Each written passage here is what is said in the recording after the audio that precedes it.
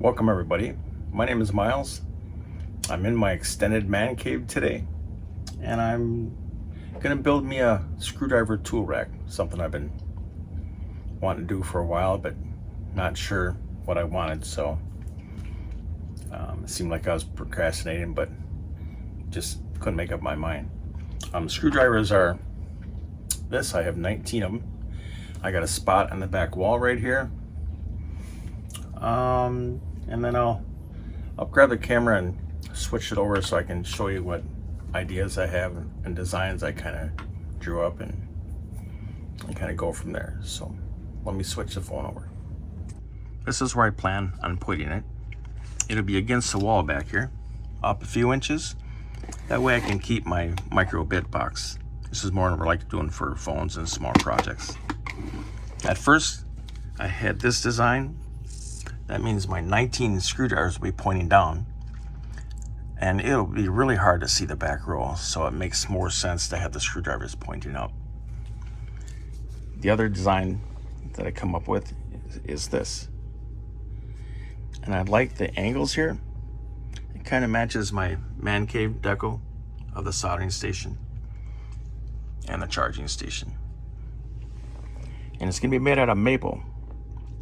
3/4 inch maple, 3 levels.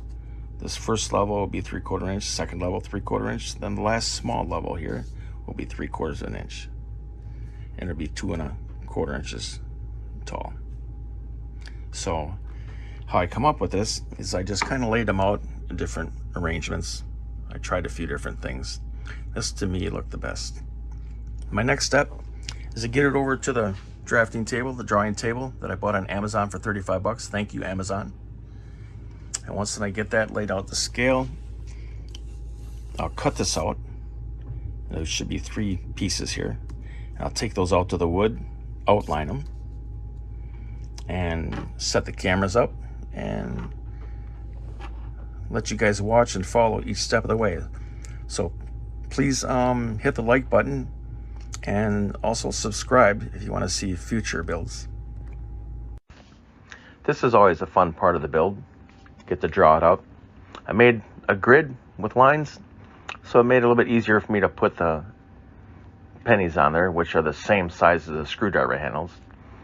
And once I got those situated, I cut around them, made 3 copies on the printer. Instead of the 20 bond, which is 1 mil, I used 2mm paper. It makes it easier for me to, when I put it on the wood, to outline it with a pencil. So my next step is to get it out to the face frame saw in the shop and get cutting. I'll set the cameras up out there so you can follow each step of the way. This is my face frame saw. After I get the pieces cut out, I'll put the paper on there, then outline it with a pencil. And then I'll also use a snap punch to punch the centers out. It'll make it a little bit easier when I go over to and drill the holes out. If you look to the left, you'll see I do not have a cover on the blade. The blade that I picked up was 8¼ inch, which is a unique size. When I got it back, it was just cut terribly. It was sharp, but the blade was bent. So I went back, got another blade, put that on, same thing, just cut terrible. And if you put it on a flat surface, it rocked a little bit. So I had to go to a 8½ inch blade. And so I can't put the cover on, which made it pretty dangerous. So I was pushing down and pulling away at the same time, just to be extra cautious. So my next step is to get it routed out, so I'll see you over there. This is my router jig setup. I have a router mounted on a board with a fence, adjustable fence. I got several of these jigs. I got several routers, and each perform a different function. And then all I have to do is clamp it to the Craig table, and so it kind of makes it kind of convenient. I got to go pretty fast with this is maple, and I'm going fast. I mean, and I still had a couple burn spots. So maple's kind of unique wood, really nice wood. Well, absolutely looks beautiful, but it has its quirks, and it's very much like your fingernail. It's hard but soft. In the cabinet shop, we used to just to round out the corners or put an edge on them, different kind of edge on them, and run them through the joiner. Just put them at a 45, which was kind of slick. But this is too short and can't run these through the joiner. So my next step is a drill press. So I'll see you over there. I have 19 holes to drill. I did a sample hole, drilled about halfway. Screwdriver didn't seat properly. Did about 3/4 of the way. Still was not right. I had to go through the wood all the way to where the tip of the Forstner bit was sticking out the bottom. So it's pretty much almost all the way through the wood. And so it must be using the weight and the momentum of the screwdriver to seat properly. So I thought that was interesting. Small build, but you can always learn something, I guess. Next up is sanding. I'm not going to bore you with that. There's one thing worse than sanding, and that's watching somebody sand. So I'm going to skip that portion of it and just go right to the finishing part. I'm going to do that downstairs. I got an exhaust fan back where my man cave is, and my extended man cave. So I'll go down and set up the camera there and see you down there. I'll be putting 4 coats of clear polyurethane on there. It looks pretty thick. It looks like I poured epoxy on it. Kind of waxy, but that little extra protection in a shop environment makes more sense for this. Usually I would put 4 or 5 or 6 coats on it, but dilute it so it looks more professional. But for this case, a little bit thicker shop environment makes more sense. This is the section I'll be gluing it up. I'll be marking a center in the back of those, so when I stack them on top of each other, they line up. I'll put some tacking nails on there, let them stick out about 1/8 of an inch, cut the heads off. That way when I put glue on there, they don't slide all over the place. Kind of same thing you do on a fretboard on a guitar. If you don't do that, it looks like you jumped on the ice with your skate guards on. So the next stage is just put it on the wall. That went pretty slick, and it actually looks pretty cool. So stick around for the last stage when I will be mounting it to the wall.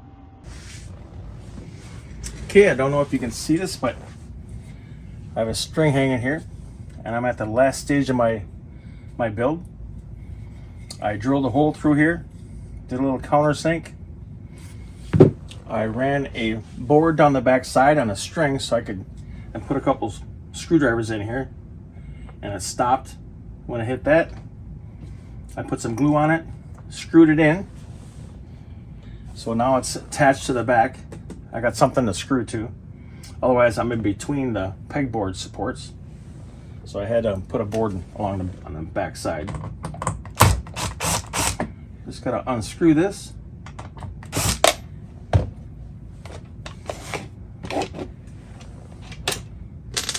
Got a couple of pegs.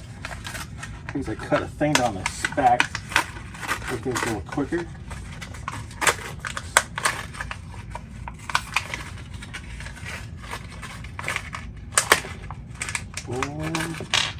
And these are they're pegs for just kitchen shelf stuff.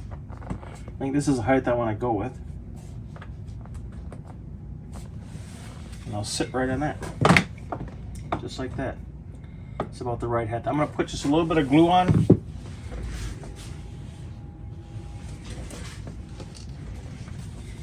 Just carpenter's glue. Got my screw ready.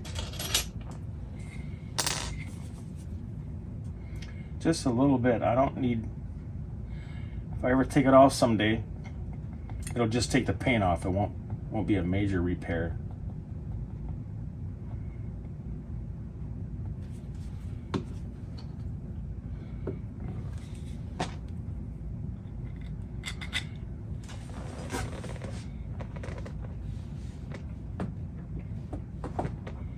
Get that centered a little bit.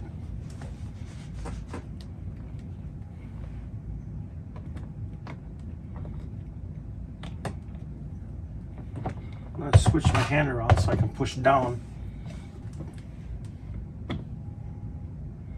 Right there. Like that.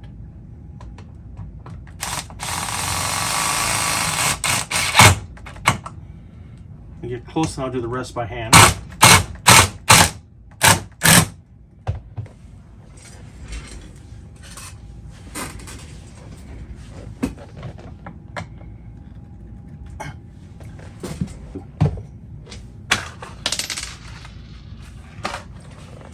about it. Last part was definitely the easiest. 4 of the socket type.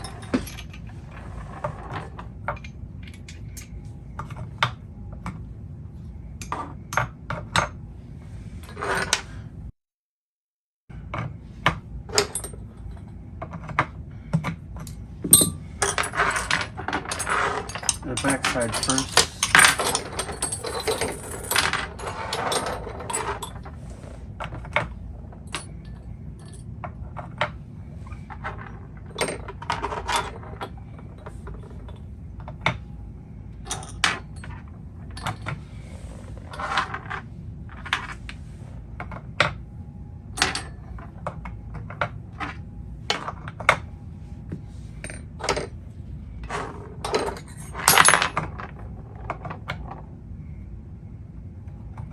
I have some glue in that hole that they should just drop right in.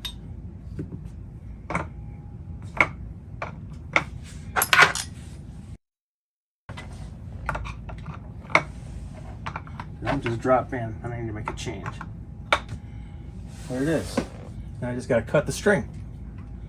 I don't think I can. Yes, I can. I felt it give. That's about it. Can't think of anything else. I'll probably raise the mouse up a little bit.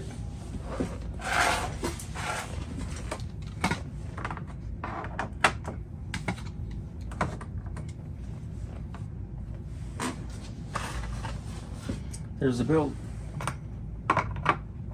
Forgot which one was kind of.